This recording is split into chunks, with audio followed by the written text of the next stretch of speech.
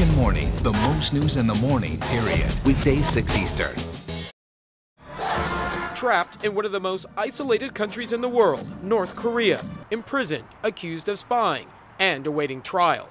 This is what American journalists Laura Ling and Yuna Lee are facing, their families pleading for their release, saying both women are terrified. They never meant to cross into North Korea. I mean, that was never their objective. And if for some reason they may have, then we are sorry. And we hope that the North Korean government will show mercy. Lisa Ling received a surprise call from her sister last Tuesday saying she was being treated fairly. Ling, who is also a journalist, has reported from North Korea for National Geographic and knows just how dangerous the country can be. How does the great leader defend it against big powers like America? With his wife's trial just 1 day away, Laura Ling's husband says the strain has been unbearable. As you can imagine, it's probably been, the worst 3 months of my life. Both Ling and Lee are reporters for Current TV, a media venture started by former Vice President Al Gore. They were reporting on North Korean defectors living along the China-North Korea border when they were taken into custody on March 17th. The North Korean government claiming the two entered the country illegally, a charge the State Department and Lisa Ling deny.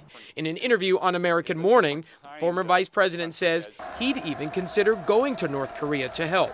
I would do anything within reason, including that, at the drop of a hat. But it's not some place that you just buy a ticket and show up at the airport. Complicating diplomacy, North Korea angered the world with recent nuclear tests and missile launches. Ambassador Wendy Sherman is an expert on the region and has met the country's leader, Kim Jong-il, and knows he will influence the trial's outcome. He understands how important family is to each other, and so I hope that he takes that understanding and releases these two young women and returns them to their families. Victor Cha has also been to North Korea.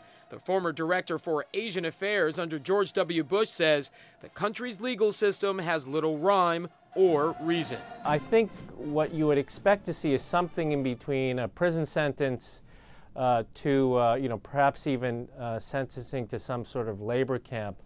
Hopefully, those will just be token sort of punishments.